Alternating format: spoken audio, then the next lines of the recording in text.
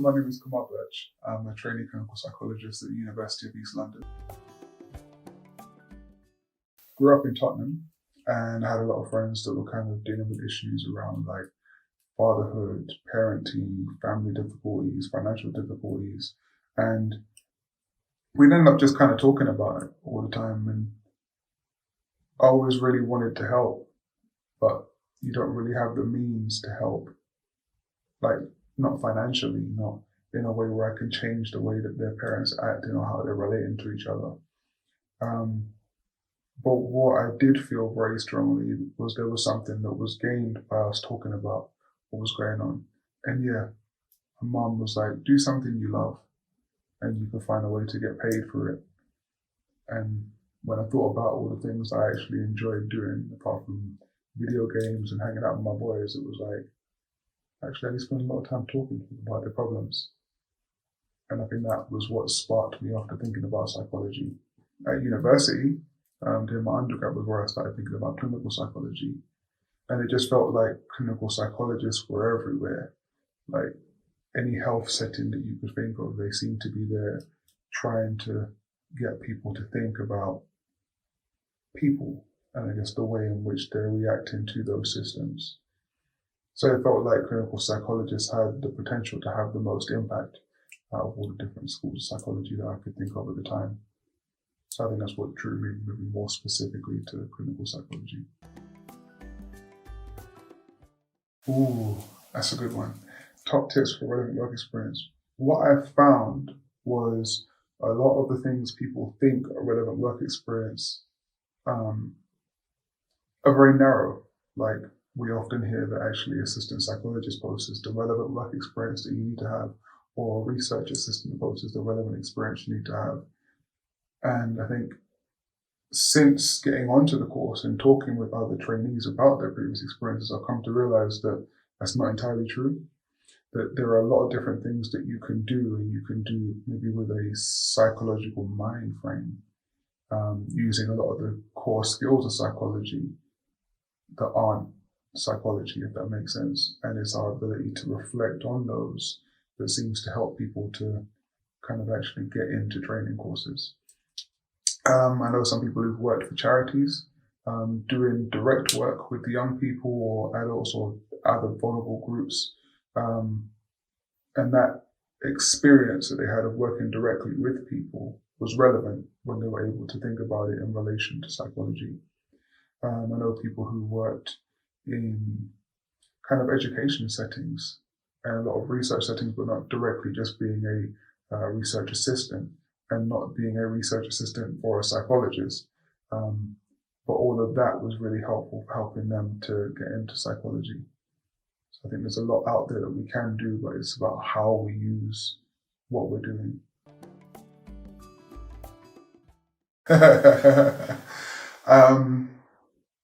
Do give it a lot of thought. Start early. It can be very consuming. And I think the more time you give to thinking about what you want to put down is sometimes the more space you kind of give yourself to make those connections and really, really review your experiences rather than just listing them, because that's not what they're after. So yeah, don't list your experiences in the big box asking you to explain. It's not what it's for. Do spend time reflecting on your experiences before you even pick up the application, because that's really a large portion of what they're asking you to demonstrate. And if you can do that before picking up the application, then it'll be that much easier when it comes time to actually writing it in the application with all the pressure that surrounds that. Also, try and look out for like what they call theory practice links. So in the areas that you happen to be, what does psychology say about those areas? Is there any thinking that's happening in that area? In that particular theory, how does it connect with your experience? Or does it not connect with your experience, and why might that be? All of that can be like really useful stuff. I guess another do for the application process is be critical. And that always seems like a really vague thing that people in psychology seem to be saying, be critical, be critical. But actually what I've come to understand it is think about what is being said at any given moment. What is the assumption underneath what is being said, or what are the many assumptions underneath what's being said? And I guess, where do they go? What are the implications of those assumptions when actually carried out for people and for different people? Because they will have implications. So if we can think about and connect with the assumption and the implication, you're more likely to be able to grasp, I guess, some of the wider picture of what's actually being said. I think don't give it to too many people. Find someone that you trust.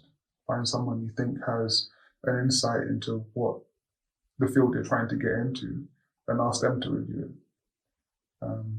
If you're going to apply several times, maybe try someone different each time. You'll get different pieces of feedback, and all of which may be useful.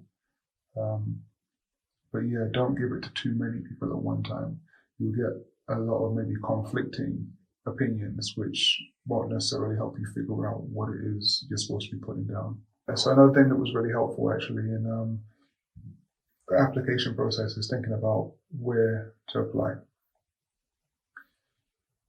Really reading through the description of the different courses, what it is they endeavor to teach you, and thinking about what type of practitioner you want to be. Does that line up with what is being espoused to be taught in these places? Will I have the kind of experience that I hope to get out of training? It's a really important thing to ask yourself, because at the end of the day, it's just going to be 3 years of your life that you give up.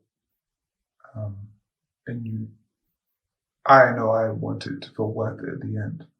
I want to feel like I've gotten closer to being the type of therapist that I want to be. So yeah, just try and match up your values with the values of the courses and what they're trying to teach you. I think one thing I found really helpful was power posing. Sounds really odd, but like I find my own space either in the bathroom or like in a quiet place and just like try and pull in some positive energy to myself. Do something with my body that affirmed to me that things were going to be okay. Because there's a lot of energy around in the room, a lot of it probably nervous and uncertain energy. So yeah, it was nice to try and, I guess, be mindful in a different way. So another do, how can I put this? It's being true to yourself in the sense of, you know how best you operate, you know how best your mind works.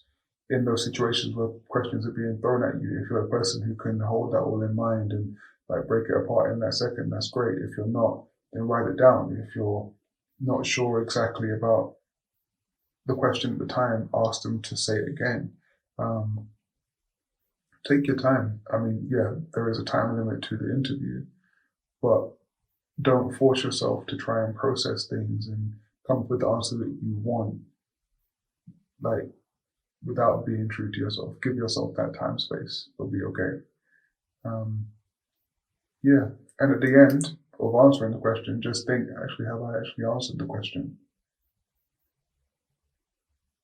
Take a couple seconds, mull it over. I've answered the question. I've answered the question. Is there anything else I want to say? If something else comes to you, then say it. If not, then at least you can be sure that you double checked before moving on. Don'ts. I think a don't for me was, and this is just for me, to stop revising and preparing. So like, I think I stopped the night before and I just resigned myself that what I know is what I know and all I can give is what I have. At that point, it felt like the nerves kind of get too much and you're not taking in anything else. So I just spent the evening trying to relax and unwind, make sure I got a good night's sleep. And I had everything else sorted that I needed for the day of the interview so that I wasn't running around at the time like a headless chicken.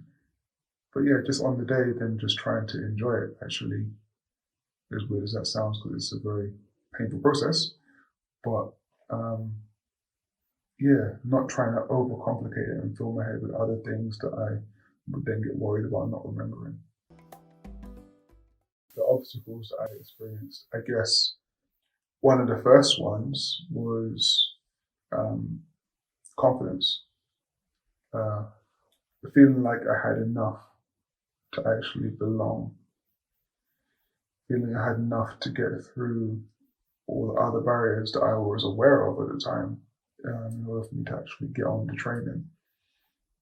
I've always been like a B average student. And then you look at like entry requirements and you're like, well, they want at least a 2-1. Some places, really emphasize that they want like maybe a first, and you're like, well, is that me? Do I have enough?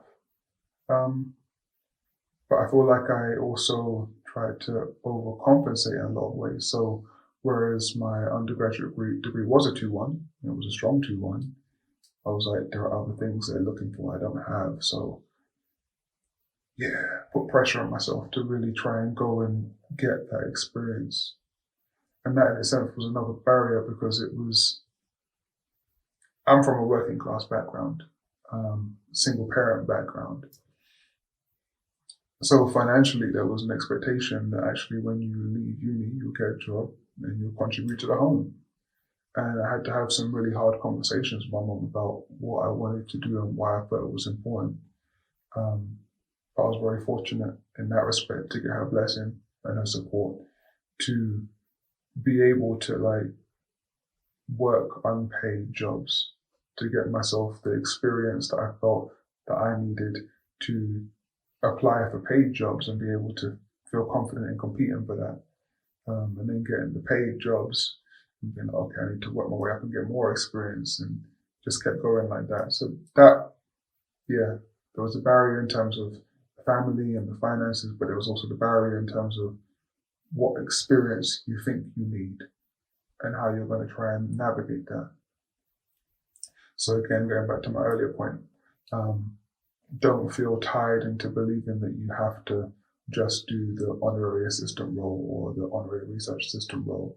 There are loads of different roles that you can do that you can earn money from at the same time that may help you get over that barrier. I think the other barrier that I had was lack of knowledge about the profession. So I think I first tried to get over that barrier by making sure that I had like my DCP membership all paid up. I was trying to read all the articles every month and trying to like really understand what was going on. And that was helpful to a certain degree. But I also found it really helpful to connect with other people. So joining like the minorities in clinical psychology group on Facebook, there was like a South London and Worsley trainee or aspiring trainee group, and they would post like different opportunities in there. That was really useful. Different events, and just kind of talking to people. And then I was fortunate enough to get a mentor. And that was a real eye-opener, actually, being able to discuss with somebody who was qualified, working in the field, what it was like, what it took, and thinking really honestly about where I was at that time and what I needed to develop to be able to survive. Because getting on is one thing, but being able to actually survive the course is a different thing. And you hear mixed stories about what it's like being on the course. Some people come out the course and they loved it, it was great. Some people come out the course and like it was the worst years of their life, and they lament psychology for a little while afterwards. So I wanted to make sure that I was ready. A mentor was really, really helpful for that. There were some, structural barriers that I faced. I remember working in one particular setting and being told that I couldn't speak in a certain way. I couldn't use colloquialisms that for me were just a part of everyday language, because there was a concern about me over-identifying with the client group. And even at the time, that baffled me, because I was like, I don't know how you expect me to be someone other than who I am. And what are you really saying to me about who I have to be if I want to be in this field? So trying to reconcile that was definitely a barrier. And I feel like I had to repress a lot of things about myself in that space just to try and utilize that opportunity to get ahead. So there will be opportunities that you may find yourself in, but then how you navigate that and feel like you're being true to yourself, feel like you're having a certain level of integrity isn't an easy thing to do. And I think looking back on the road that I've taken, I definitely say that I didn't do enough to love myself in the kind of giving priority to the times, to the things that I thought were important. So like sports and meeting up with family and friends, and it's a big ask, it's a big hustle. So yeah, I think having those outlets can kind of make the journey a little bit easier. Training is tough. Every time people ask me, like my phrase for it is, it's the best of times and it's the worst of times. I'm learning so much, which is great. Like to feel like you're being pushed beyond your limits and understanding things in ways that you probably didn't before is really, really great. Really empowering. But then also there's a lot of constraint that you're under. You know, there are elements of your life you have to kind of put on hold to try and make it through this period. And life doesn't always work like that, so that brings its own level of pain and discomfort. I think as a black man, I found it really difficult. Like I found out that I was possibly the only black male trainee for my intake in the country. And that's a hard thing to hear. Like in my mind, I'd always felt there must be some other people somewhere. But you look around you and there is no one who looks like you. There is no one who talks like you. There is no one you feel you have maybe a shared mental space with, and that's hard. And then you begin to become acutely aware of, again, a lot of the stuff as to why that is the case, which is really hard to sit with and digest. And then if you're in a place where difference is being thought about and spoken about, that's also a very hard thing to navigate. Wanting to talk about it, but also not wanting to be the flag bearer for the issues all the time. And I think training has been particularly difficult for me because, like I said about the things that I had to do to survive, just trying to get to training, all that stuff in myself that I had to repress and kind of learn to control and disconnect from. I feel like at this stage I'm having to reconnect with it because this is what I'm asking people to do in the work. And for me to feel like I'm being the best practitioner I can be, I have to sit with that myself. And again, it's painful, it's hard. Even trying to put a language to all the different experiences that I've had has been difficult. But again, there is something in it being a shared experience. So finding places where I can connect with people who are of a like mind or even of a like similar experience to me has been really good and really helpful for surviving this process so far. It's difficult. Actually, I think one of the most liberating experiences of training thus far has been realizing what it means to own your own stuff. Because I am a black male, I'm a black Caribbean male. The intersection of being both black and male on clinical training has been really interesting. Watching and talking to people about their experiences, so like my black female colleagues or my Asian female colleagues about their experiences and how their experiences are similar and different from mine, and actually getting to grips with the fact that part of the difference is my gender, and having to own that. and recognize that I will have a level of privilege in my position because of that gender.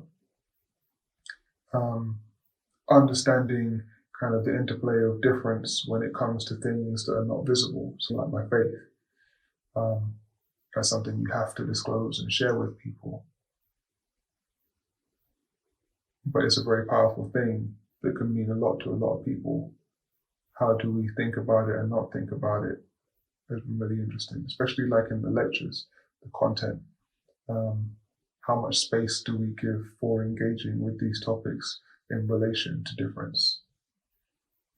It's been interesting and challenging, because being a person of faith and kind of trying to understand a lot of notions of selfhood in the world and relating that for some people kind of don't even acknowledge what I would consider to be the triune nature of us as humans, having a body, having a mind and a will, but also being spiritual, being not just the tangible things, and how we understand that and conceptualize that has been really, really challenging,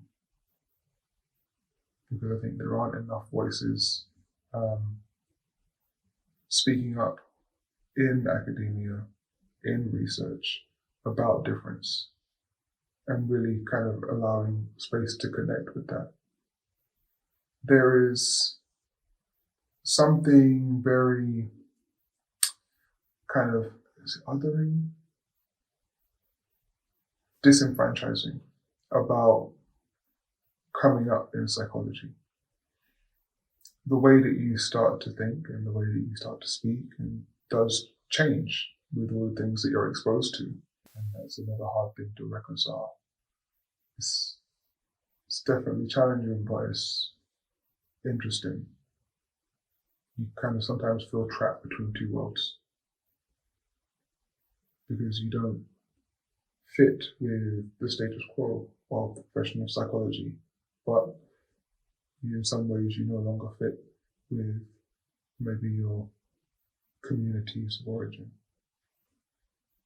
So yeah, it can be an incredibly lonely place, but then it's also a chance to, I guess, reconnect with values and reestablish your own sense of self. What is important to me? What is a part of me? And how does that play out? How do I connect with that and stay connected with that? I would definitely tell 16-year-old Kumar to spend time reflecting. Like it's just useful, even as a life principle, being able to think about what you're experiencing and what that really means for me. I found that invaluable.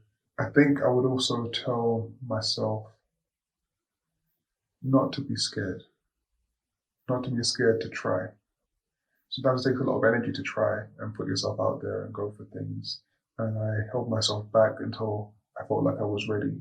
And maybe that process of holding myself back meant that my road was longer, because I spent more time trying to build that confidence and that belief in myself, which is useful now, but at the same time, maybe if I had taken more leaps, maybe I would have got there a bit sooner.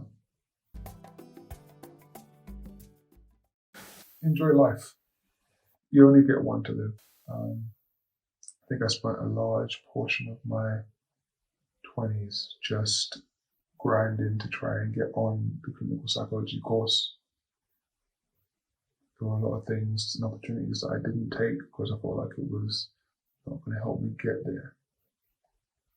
I don't fully regret them now, because they were choices that I made at the time and they felt like the best thing to do. But yeah, enjoy life while you have it. Networking is really important, actually, not just for the sake of kind of saying that you know people, but actually the more connections you make and the more genuine those connections are, sometimes it can be really fulfilling. Like I met someone at one point and they introduced me to this thing called pub psychology, which was so random but so much fun. It was like one of those random meetup groups. But had I not had that genuine conversation with that person, I never would have kind of came across that thing. And it was beautiful for what it was. It was just like a group of people that would get together in a pub like once a week or once a fortnight and discuss psychology, but like a different topic. And it was just so varied and so many opinions were there, and it was really accessible, which was nice. Maybe do more at undergrad in the way of like experience. I feel like definitely in my first year, I had a whole lot of time that I used mainly for socializing, which was great, but I then kind of regretted it a bit once I graduated. I did a 4-year undergraduate course, so I had the then sandwich placements, 6 months, which was really helpful actually in terms of getting work after uni. But it would have also been good to have had some other experiences in there. It would probably help me open my eyes to a bit more of what was out there, but also what I needed, what was kind of lacking at the time, what I could develop on. And also help with making more connections. So yeah, I definitely tell myself to do a bit more with my free time at uni. Other things I would do. Read more. Not just like the DCP magazine, as great as it is, but like think about your interest and what does psychology say about your interest? Is anyone in psychology saying anything about your interest? If they're not, what do you think? Like, actually, what do you see is going on?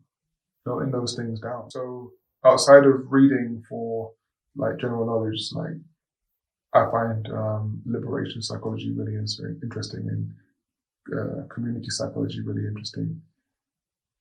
But also reading articles and being critical about what you've read. So again, going back to what's being asserted in this article, what's the assumption in what's being asserted, and what's the implication of what's being asserted. Getting your mind used to thinking about information in that way can be a really good skill to build up on. Another piece of advice I'll give to my aspiring self is try and write a case report every now and again. Try and pick a piece of work that you're doing clinically and write it out from beginning to end. Because I think there is something really important about being able to be succinct with our points that psychology really prides itself on. And you'll see as you're writing it down how loose or how formed your thoughts may be. And getting used to doing that, because it's also really important. You'll see how much you've retained about the work that you've done, but also how your thoughts may have developed in relation to different things that came out across the piece of work, how those things connect with wider theories, and maybe why you had to choose to do one thing over another, because all those things are really important, and it's stuff that we're asked to do on training.